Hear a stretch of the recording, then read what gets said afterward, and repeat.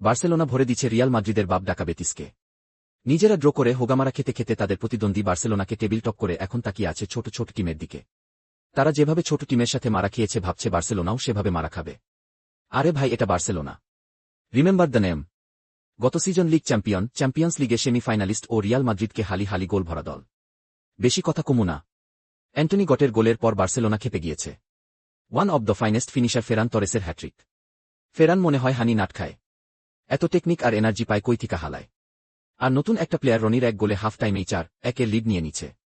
রনি এত বাঙালি নাম। বাঙালি নাম দেখাই গোল করছে, তাই ভাল লাগতাছে।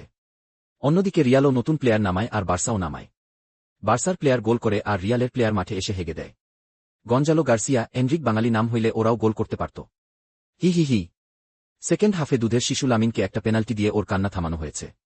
5-3 গোলে খেলা শেষ। টেবিলের শীর্ষস্থানে এখন বার্সেলোনা।